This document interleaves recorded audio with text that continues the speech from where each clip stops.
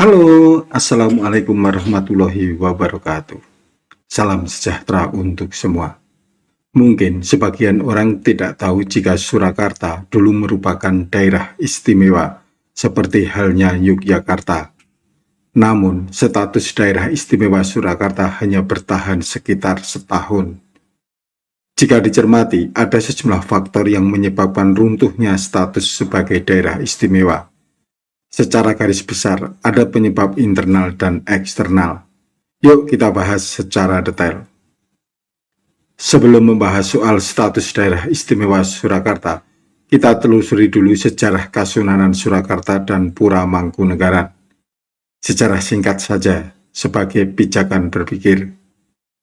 Kasunanan Surakarta dan Kesultanan Yogyakarta merupakan pecahan dari Kerajaan Mataram Islam. Pecahan ini terjadi pada tanggal 13 Februari tahun 1755 setelah ditandatanganinya Perjanjian Giyanti. Penyebab perpecahan adalah perebutan kekuasaan antara Mangkubumi dan Pakubuwono. Kemudian diadakan pembagian wilayah. Wilayah timur Sungai Opak dikuasai oleh Sunan Pakubuwono III yang berkedudukan di Surakarta. Sedangkan wilayah barat Sungai Opak diserahkan kepada Pangeran Mangkubumi yang diangkat menjadi Sultan Hamengkubuwono I dan berkedudukan di Yogyakarta. Sementara itu, Pura Mangkunegaran juga merupakan pecahan dari Kerajaan Mataram Islam. Perpecahan ini didasarkan pada Perjanjian Salatiga yang ditandatangani pada 17 Maret tahun 1757. Perjanjian tersebut menyatakan bahwa Raden Mas Said diakui sebagai Pangeran Merdeka dengan wilayah otonom berstatus kadipaten yang disebut Praja Mangkunegaran. Raden Mas Said kemudian bergelar Kanjeng Gusti Pangeran Adipati Arya Mangkunegara I. Mangkunegaran merupakan kadipaten di bawah pemerintahan Keraton Kasunanan Surakarta. Namun, berbeda dari kadipaten pada masa-masa sebelumnya, Mangkunegaran memiliki otonomi yang sangat luas karena berhak memiliki tentara sendiri, dikenal sebagai Legiun Mangkunegaran yang independen tanpa intervensi dari Kasunanan. Bagaimana kiprah Kasunanan Surakarta dan Mangkunegaran menjelang kemerdekaan Indonesia? Pada 1 Juni tahun 1945, Pakubuwono IX wafat. Tahta kemudian diserahkan oleh Raden Mas Gusti Suryo Guritno. Saat naik tahta dan mendapat gelar Pakubuwono XII, usia Guritno baru 20 tahun. Karena ia lahir pada 14 April tahun 1925. Ben Anderson dalam Revolusi Pemuda, Pendudukan Jepang dan Perlawanan di Jawa tahun 1944 sampai 1946 mengatakan, sama sekali tidak berpengalaman, tanpa minat kepada aktivitas politik, malahan kepada apapun juga kecuali kesenangan-kesenangan pribadinya. Ben Anderson juga mengatakan, pengaruh Kasunanan Surakarta sudah merosot sebelum Jepang datang karena masalah keuangan. Kondisi ini membuat Raden Mas Suryo Guritno berbeda dengan raja-raja pendahulunya. Tahta Kasunanan tak lagi banyak berarti. Lagi pula, api revolusi Agustus 1945 membakar banyak sekali warisan-warisan feudalisme. Keadaan telah berubah. Dia juga tidak seperti Sri Sultan Hamengkubuwono IX, penguasa Kesultanan Ngayogyakarta yang berperan aktif dalam masa-masa genting perang kemerdekaan. Dalam masa pendudukan Jepang, Kasunanan Surakarta dan Praja Mangkunegaran menghadapi kesulitan ekonomi. Bagaimana sikap Kasunanan Surakarta dan Praja Mangkunegaran menghadapi proklamasi kemerdekaan Indonesia? Melalui maklumatnya, Sunan Pakubuwono XII dan Mangkunegara VIII telah menyatakan Surakarta Hadiningrat yang bersifat kerajaan adalah daerah istimewa dari Negara Republik Indonesia. Mangkunegara VIII mengambil sikap cepat. lewat maklumat nomor 1 tanggal 1 September tahun 1945, ia menyatakan bergabung dengan Republik. Isi maklumatnya sebagai berikut. Bahwa Kerajaan Mangkunegaran adalah sebuah daerah istimewa dari negara Republik Indonesia. Bahwa semua urusan pemerintahan dalam Kerajaan Mangkunegaran ini ditetapkan dan dipimpin oleh pemerintah Mangkunegaran sendiri dengan mengingat peraturan pemerintah Republik Indonesia. Bahwa perhubungan pemerintah Kerajaan Mangkunegaran dengan pemerintah Republik Indonesia bersifat langsung. Bagaimana status Keraton Surakarta, Mangkunegaran, Yogyakarta, dan Pakualaman setelah Indonesia merdeka? Setelah kemerdekaan Republik Indonesia, Kesultanan Yogyakarta dan Pakualaman memperoleh status daerah istimewa yang kemudian menjadi Daerah Istimewa Yogyakarta. Demikian pula dengan Keraton Surakarta dan Mangkunegaran yang menjadi Daerah Istimewa Surakarta antara Agustus 1945 hingga Juli 1946. Daerah Istimewa Surakarta terdiri dari Kasunanan yang meliputi Surakarta, Sukoharjo, Klaten, Boyolali, serta Sragen.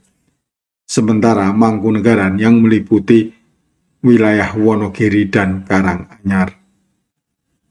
Daerah istimewa itu lahir setelah Pakubuwono XII menyatakan dukungan kepada Republik Indonesia yang baru diproklamasikan pada 17 Agustus tahun 1945.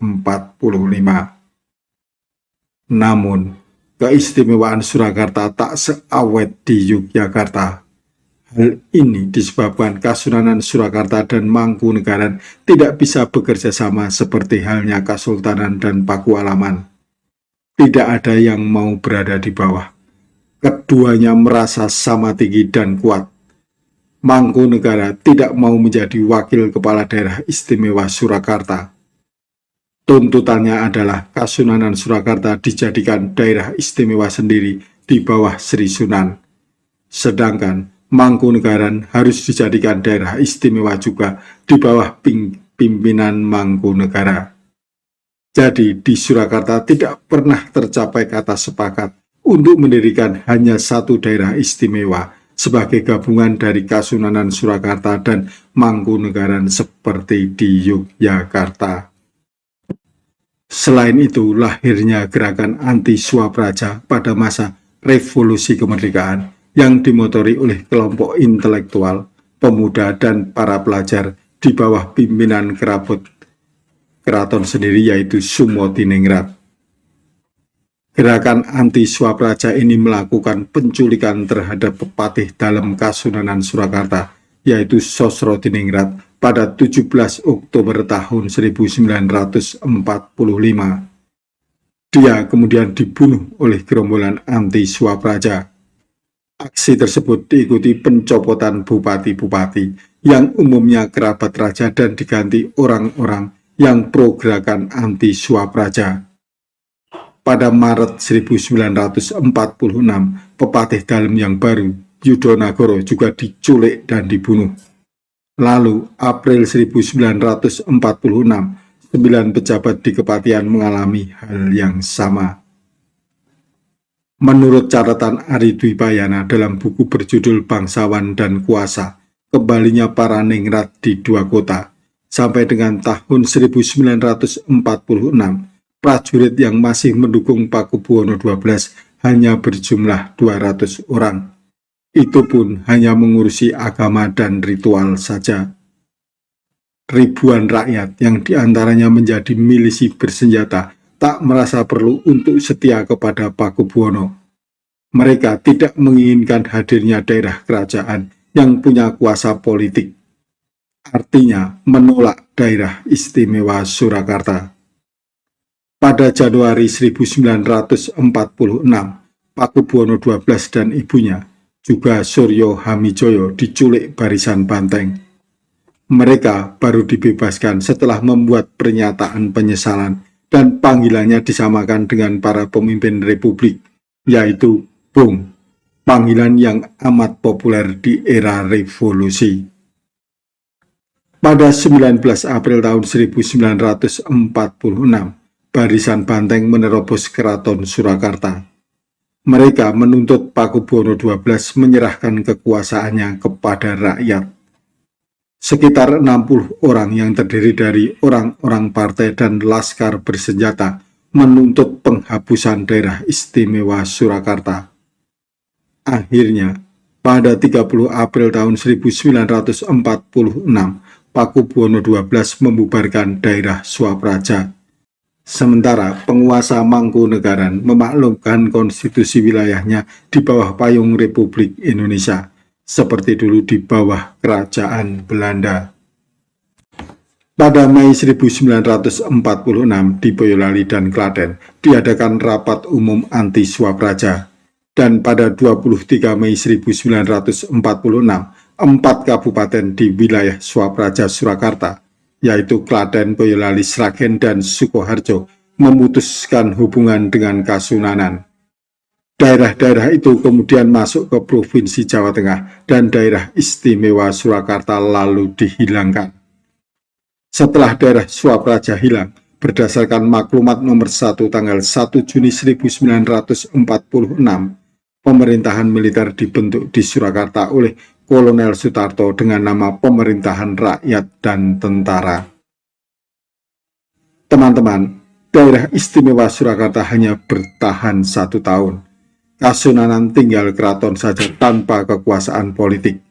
Hal ini berbeda dengan yang terjadi pada daerah istimewa Yogyakarta yang sampai saat ini masih bertahan. Gejolak anti Swapraja tidak terjadi di Yogyakarta yang pada masa revolusi menjadi ibu kota Republik Indonesia dan pemimpinnya berperan aktif dalam perjuangan. Pakubuwono XII selanjutnya diangkat oleh pemerintah Indonesia sebagai penguasa kultural Kasunanan. Demikian juga dengan Mangkunegaran menjadi penguasa kultural di Praja Mangkunegaran. Oke teman-teman, kita akan bertemu di episode berikutnya dengan topik yang berbeda. Sampai jumpa. Wassalamualaikum warahmatullahi wabarakatuh.